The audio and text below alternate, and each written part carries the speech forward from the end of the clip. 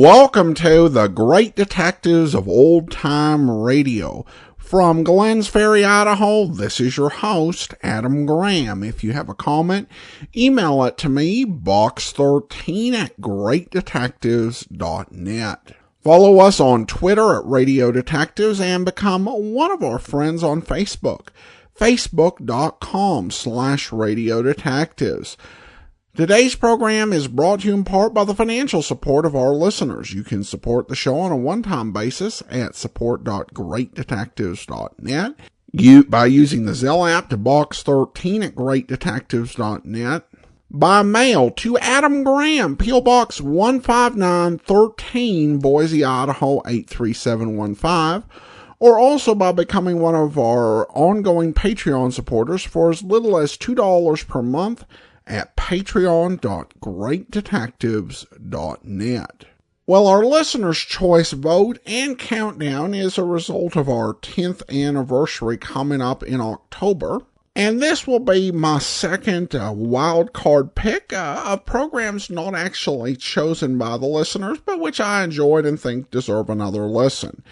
Today, we're bringing you an episode of Easy Money. This was a 1954-55 series by NBC that we played back at the end of Season 5 and the start of Season 6. It featured radio veteran Larry Haynes, who also starred in That Hammer Guy and Manhunt, as Mike Trent, a magician who exposes rackets and gambling cons. The program was aired after Racket Squad starring Reed Hadley had been a pretty successful program over television. But in my mind, this was actually better than Racket Squad. But we'll go ahead and we'll take a listen to today's episode. The original air date is December the 19th, 1954. And this one is The Gem Switch. In just a moment, Easy Money. But first, not everybody can visit Carnegie Hall in New York, the home of great music. But NBC's Monday night musical favorite, The Telephone Hour, solves that problem by bringing Carnegie Hall to you. Yes, each Monday evening you'll hear a 30-minute concert direct from the stage of famous Carnegie Hall, with Donald Voorhees conducting the Telephone Hour Orchestra. And tomorrow night, the guest soloist on the Telephone Hour is the world-renowned mezzo-soprano of the Metropolitan Opera, Blanche T-Bone. It's a part of your Monday evening of music, listening at its very best. So be on hand for the Telephone Hour with Blanche T-Bone tomorrow night. Now, stay tuned for Easy Money on NBC.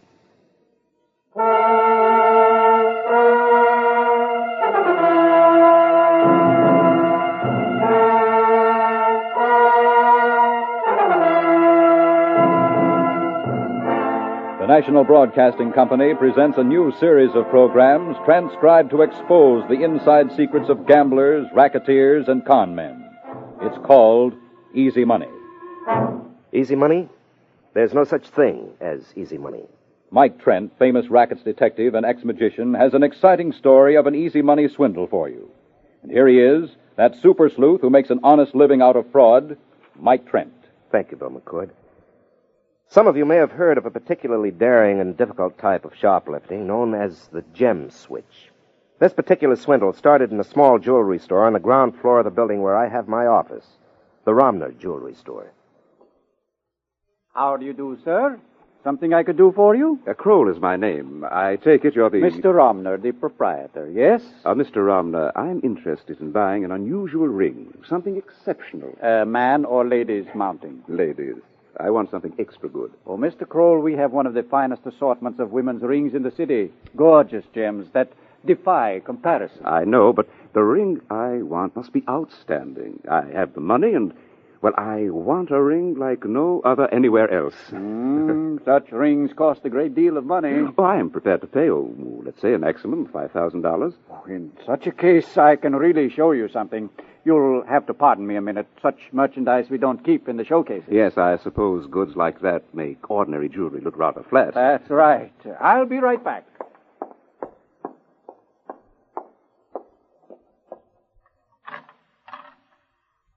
Sure enough customer, Father? I hope so, Sonia. think maybe he'll buy one of those expensive rings we got on consignment. I've been scared to death having those things in the safe here without more insurance, Dad. Well, nobody knows they're here except us. I think we're safe from gangsters. But, Dad, this customer, do you know anything about him? No, but he looks like a gentleman, and he talked about paying as much as $5,000 for a ring. You sure he has that much money? Oh, don't be such a one, Sonia. You don't hold a gun on a man while you're trying to sell him a $5,000 ring. That's no way of doing business. Wait a minute.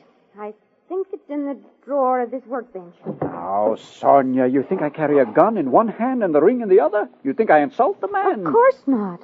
But I'm going to have this revolver handy in my purse. And I'll saunter back out to the front of the store with you. Well, if you do it that way, all right. I guess it couldn't hurt anything. I think I'll show him the Russian ruby first. Yes, it's the most expensive of the lot. We'd make the most money on it. What is more important, it is the finest. Come. Oh, there you are. I thought maybe you'd forgotten me. I had to open the safe. Rings like this can't be treated carelessly. Oh, that's all right. I understand. This is my daughter, Sonia, Mr. Kroll. How do you do? How do you do, Mr. Kroll? I think you'll be thrilled to death with this ring. I know that any woman would be. Well, it's for a very special lady, one who deserves the best there is. Well, let's see it. Oh, Mr. Kroll, before I show you the ring, I want to tell you something about its history. You remember that the jewels of the Tsarina were smuggled out of Russia years ago by the royal family. Oh, yes. It seems to me I've heard something of the sort, yes. Among those jewels were two superlative ruby rings made for the Tsarina's nieces. Rubies? Why, I thought rubies were rather inexpensive. Oh, perhaps you think of synthetic rubies, Mr. Kroll. No, synthetic rubies are not rare, but... Well, I don't think I'd know the difference. Well, real rubies can be melted at an extremely high temperature. When a genuine ruby is cut, there are lots of scraps. More scraps than genuine ruby in some cases. Those scraps are melted down and made into synthetic gems. Oh, then a synthetic ruby isn't actually a complete imitation, is it? No. Uh-huh. Many of them are quite beautiful, and they're made of the same basic material as a real ruby. But they don't equal the genuine ruby's beauty. And they are still synthetic, no matter how well they're treated. Well, that's interesting, but let's see this ring. It is known as the twin Russian ruby because it is one of two that are exactly alike. It came from the Imperial Russian collection and is mounted in platinum with craftsmanship that can't be duplicated today at any price. Where the mate to this ring is, nobody knows. Well, the build-up is fine, but let's see the ring. Mr. Kroll, prepare to feast your eyes on one of the finest gems of the world. That is a beauty. Do you mind if I take it over closer to the window? Certainly. I'd like to examine it in a little better light. I'll carry it over for you. There. Natural light deepens the brilliance, doesn't it? Oh, yes, indeed. Oh, it's a splendid gem. We'll take it back to the counter now, if you don't mind. Well, you're awfully careful of it, aren't you? I'd be careful of anything worth $5,000. Well, Mr. Kroll, interested? Well, I don't know. Honestly, it's hard to make up my mind. I naturally thought of a diamond and... Well, of course, I don't want to press you, but... But it is a beautiful ring. Yes.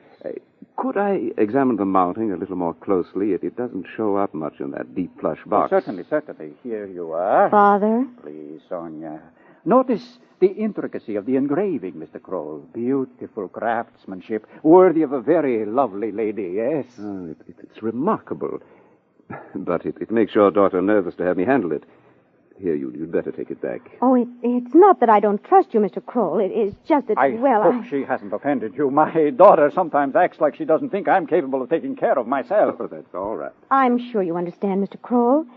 We don't own that ring. We have it on consignment from a wholesale jewelry house. Sonia. It's a terrible responsibility. If anything should happen to it, well, we'd have to make up the loss. Well, I did realize I looked Sonia, like... go on back and finish polishing the silver. I want to apologize, Mr. Kroll. I hope forget it. It's only that... Well, I am not accustomed to being regarded as a suspicious character, particularly when I want to make a substantial purchase. I'm sorry. For buying this ring, Mr. Kroll, that would not be making any mistake. You say the price is $5,000? Yes. Well, I'll have to ask Catherine how she feels about A ruby. I'm sure she's expecting a diamond. Oh, maybe you'd like to bring the young lady in to see the ring. If she doesn't like it, we can show her the diamond. Say, that's a splendid idea. I'll bring her in tomorrow. Maybe I'll send her in alone. That way Catherine wouldn't feel I was trying to influence her choice. Fine. We'll be expecting her. Well, I'll have to be running along. Thanks for your trouble, and I think we'll be able to make a deal. Goodbye, then. Goodbye. We'll be looking for her. All right. Go ahead and say it. Someday, young lady, you're going to spoil a sale for me. I don't care. I didn't like his look. When a man wants to spend $5,000 with us, does he have to look like Clark Gable? He was all right. I still think there was something funny about him. Like what? He came in to find out what the ring looks like. Tomorrow he'll send in the girl, his Moll, with a cheap paste imitation of the twin Russian ruby. She'll switch rings and skip out with the real one. Too many detective stories you've been reading. It's ridiculous. What's so ridiculous about it? You think there'd be anything funny about having a $5,000 ring stolen from us? In the first place, nobody could make a passable paste imitation of that ring, particularly from memory. Even you would be able to spot it. Well, I guess that's right, Dad. I'm just jittery. The thing is worth so much money. Isn't it a beauty? It'll make, what was her name? Catherine. Catherine very happy. All right. Back into the safe you go. But I hope not for long.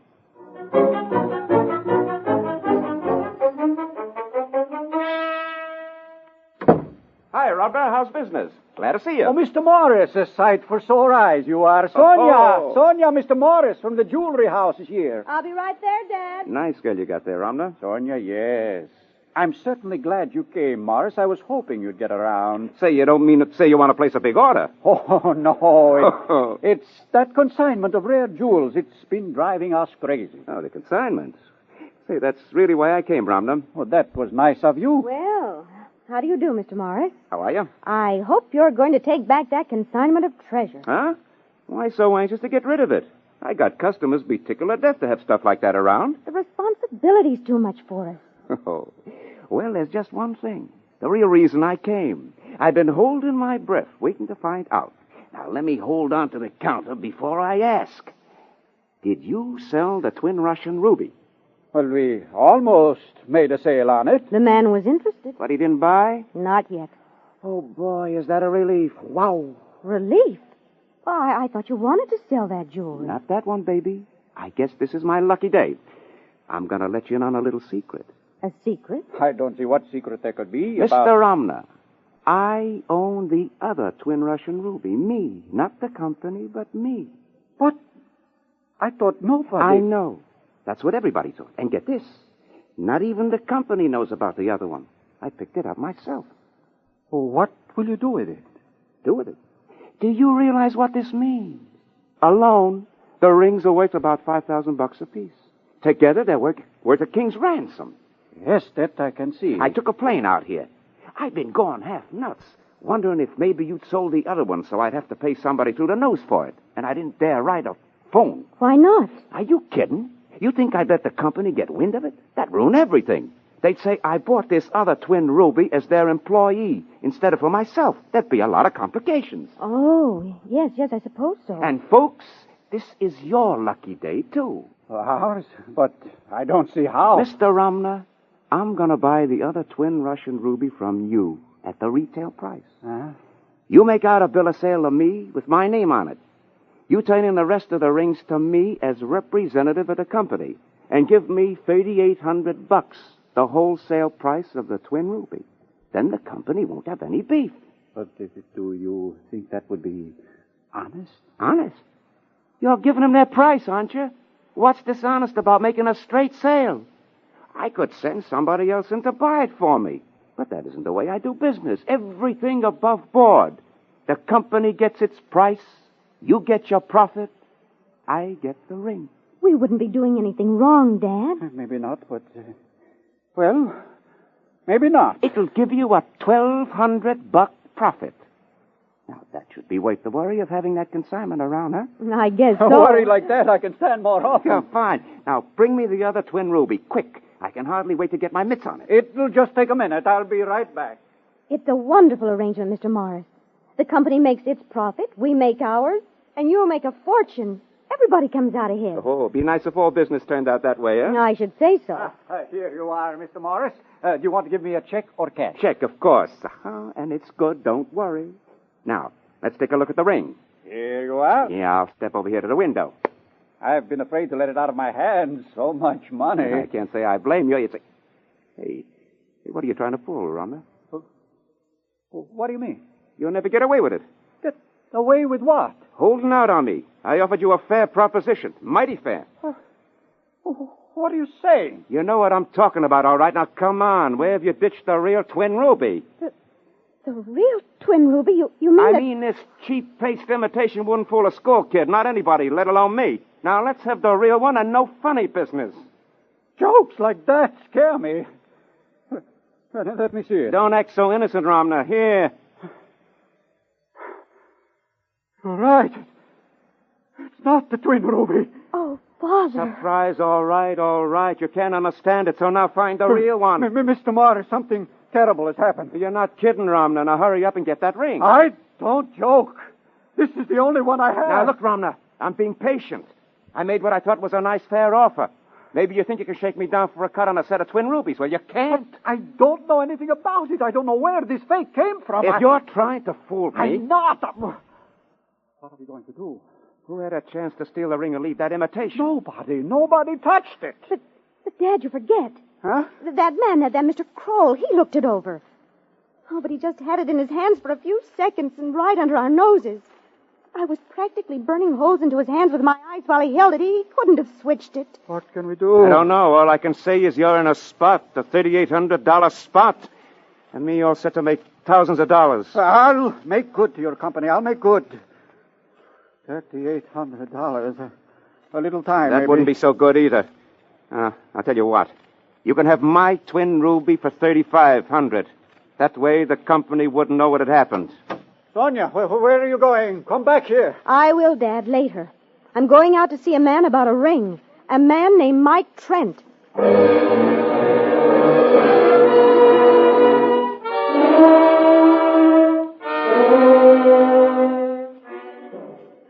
And so the thief has to be Mr. Kroll. Nobody else ever had a chance to switch the ring for a fake Mr. Trent. I see. Tell me this, Miss Romner. Was the imitation a good one? Accurate, but not too good. I realized something was wrong the minute Mr. Morris opened the jewel case. Mm-hmm. It was a synthetic ruby, not cut quite like the real one. Oh, the setting was close, though. I see. I don't suppose you know where to reach this, Mr. Kroll? No. He said he was staying at a hotel.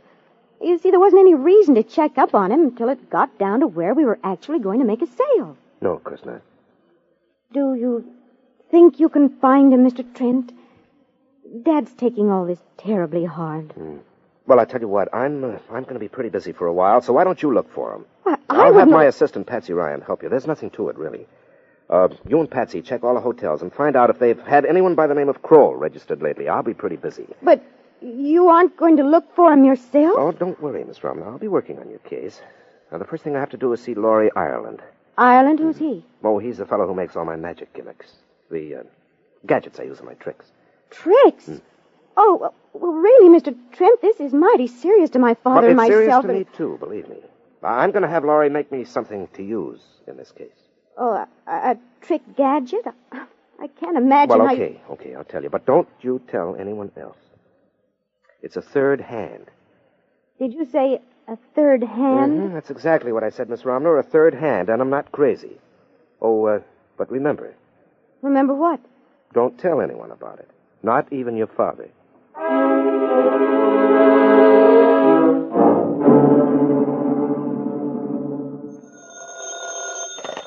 Hello, Mike Trent speaking. Mike, this is Patsy. Hi.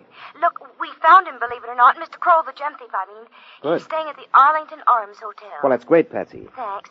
Now, should I have him arrested right away? I should say not, Patsy. But, Michael, he might get away. Well, I'll take my chances on that. Now, look, you and Miss Romner go to her dad's jewelry store right now and get the fake ring, case and all. Tell Mr. Romner and the salesman I want to examine it. Well, all right. And remember, Patsy, I want the whole business, case and all. Goodbye.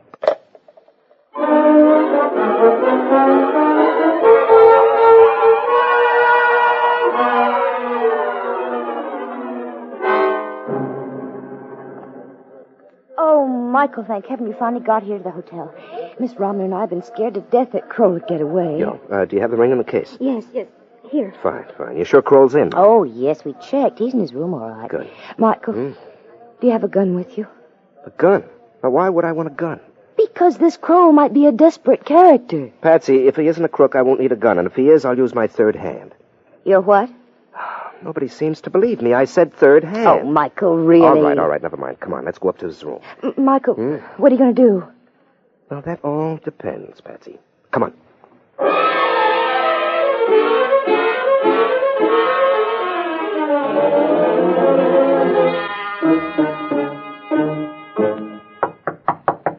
Who's that? Messenger from the Romner jewelry store. Now, look, you two stay out here until I call for you. All right. Now, what do you want? I understand you're in the market for some high-class jewelry. Nice room you have here, Mr. Kroll. Now, what's the meaning of this? You said That I'm a messenger from the jewelry store? I am. How about a nice Russian ruby ring? Oh, that's... No, I talked to the girl, and, well, I'm not interested. Not even at a bargain? No, not even at a bargain. Well, that's odd, isn't it? A few days ago, you were willing to consider paying $5,000 for a ring, and today you're not interested. The lady isn't interested. She doesn't care for rubies. Oh, so that's the story, huh? Mm-hmm. Well, that's not bad. But I think you'd better come along to the jewelry store with me. What? Now, come on. Well, I don't think so. Well, guess again, Kroll. Now, you've got a lot of nerve trying I'm to... not trying anything, pal. I'm doing it. Well, I never heard of such a... Oh, no? Did you ever hear of a twin Russian ruby ring mysteriously disappearing? Why, no, I don't know a thing about it. Now, see here, are you accusing me of stealing a ring? Patsy, Yes, Mike. did I accuse anybody of anything? Now, what's the idea? There was this girl and... Oh. Yes.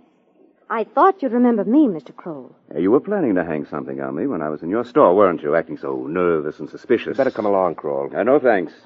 Well, now, get out, all of you. Now, look, I've tried to be nice about this, Kroll. Either you come with me or I'll have to send for an officer to book you on suspicion. You wouldn't dare. Oh, you'd be surprised what I'd dare. Now, either you come peaceably or we'll have a lot of trouble. Now, how about it? Well, I believe you're serious. Oh, Michael is one of the most serious people you ever met. Thank you, Patsy. Now, how about it? Do I call the police? Well, I'll go with you. But you're going to regret this. Believe me.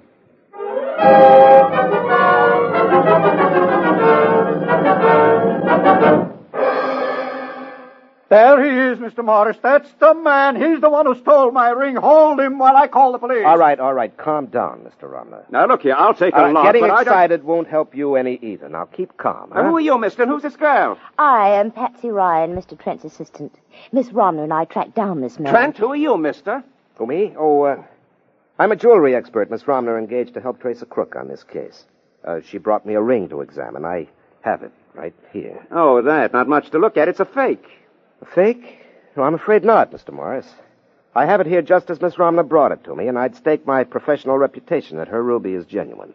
Genuine synthetic ruby, yes. The ring that's gone is a real ruby, one of the finest there is. It's worth $5,000. Mr. Morris has the other real one. If you'll compare the two, Mr. Trent, you'll see the difference in a second. This man Kroll stole my ring. Careful, Romner. Call me a thief, will you? Now, You'll nothing. I'll have you in jail before the day's over, you crook. All right, Mr. Romner, let's be realistic about this. Can you prove that Mr. Kroll stole your ring? Prove it? Of course I can prove it. The real ring there, he handled it and then it was gone. What proof do you need? Did you see him take it? Well, no, of course not, Well, there but... you see, you haven't a shred of evidence. You can't make statements about people being thieves without some evidence to back it up. It looks like you're stuck, Romner, but you can still cut your loss by $300 by buying my ring and turning it into the company. Mr. Trent, should we buy Mr. Morris's ruby? Well, now, how could I give advice on that? I haven't even seen his ring. I don't even know if it's as good as the one you already have. It's plenty good, all right. Just take a look at it, and then look at that piece of cheese in Romner's box. Here. That's fair enough. Mm-hmm. Mr. Romner, I'd say just offhand that the ring you already have is far superior to this one. This ring of Morris's looks like a cheap paste imitation to me. What? Now, don't be funny, mister. Now, give me that ring. Certainly take it. I wouldn't have it as a gift. It's strictly a phony. Let me see it. You're right. It is an imitation just like the one I have.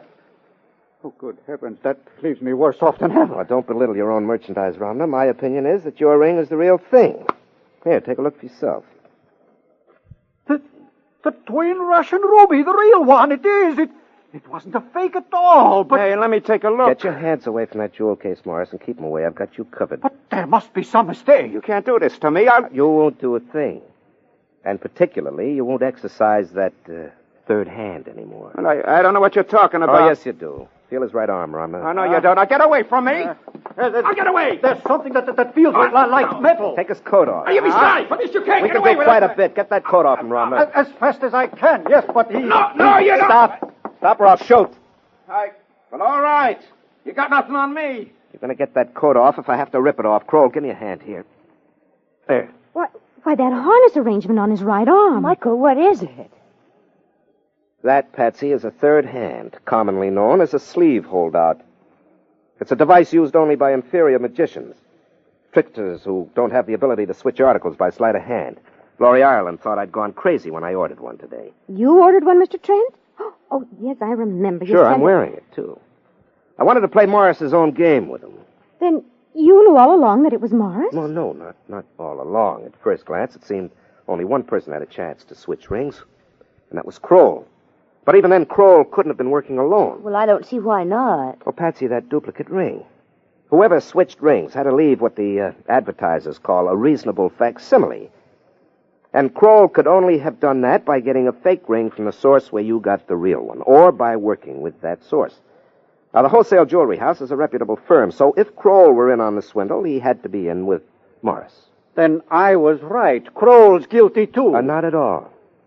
Morris was the only one who had a chance to have a duplicate made because he had the ring originally.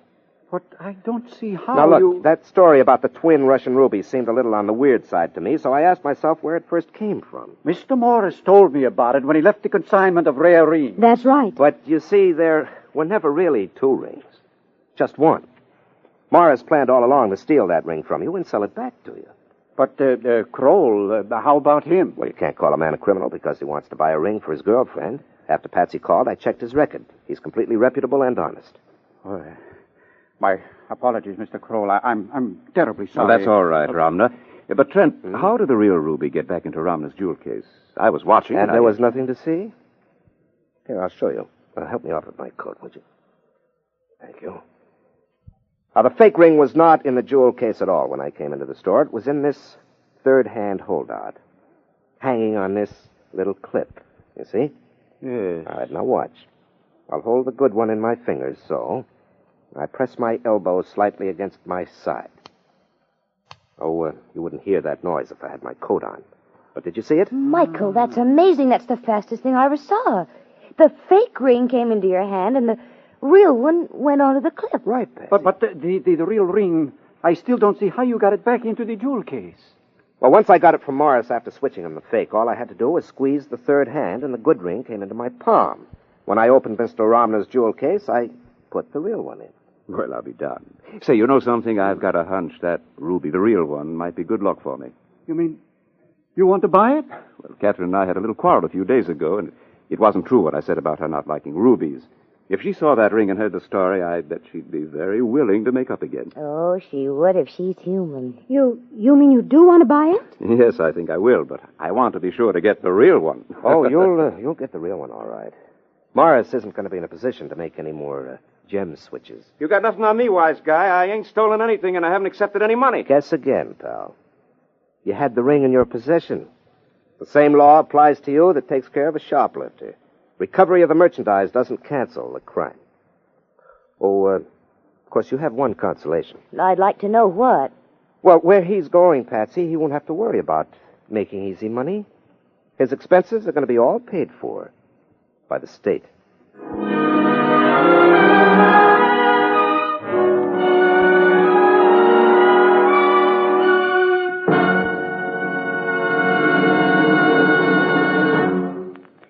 And now, a last word from the ex-magician turned rackets detective, Mike Trent.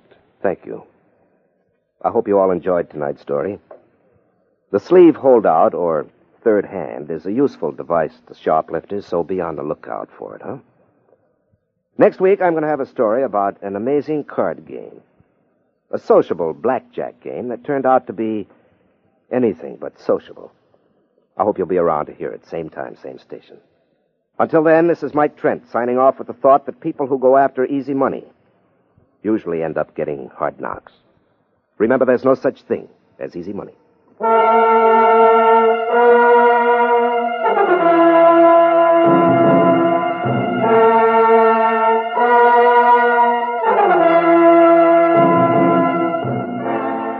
You have just heard another program in NBC's new series, Easy Money, transcribed to expose the inside secrets of gamblers, racketeers, and con men. Starred in the role of Mike Trent, ex-magician turned rackets detective, is Larry Haynes. Also featured in tonight's cast were Joan Allison, Melba Ray, Greg Morton, and Roger DeKoven. Be sure to listen for Easy Money again next week, when Mike Trent gives you the lowdown on the blackjack racket. Same time, same station. This is Bill McCord.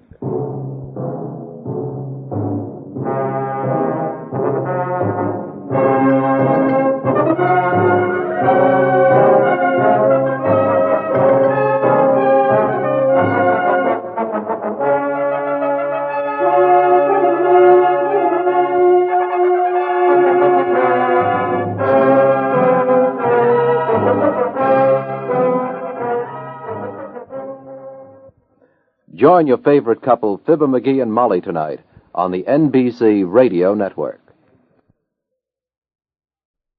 Welcome back. Well, a clever story in that it wasn't who we really were set up to believe, that it was the guy who came in shopping. And I think the way the third hand was used was a pretty neat trick. Though obviously not for a skilled magician like Mike Trent. All right, well, listener comments and feedback now. Regarding our episode of Richard Diamond, Joey writes, how fantastic to hear a Richard Diamond episode. I'm interested in seeing where it lands in the countdown.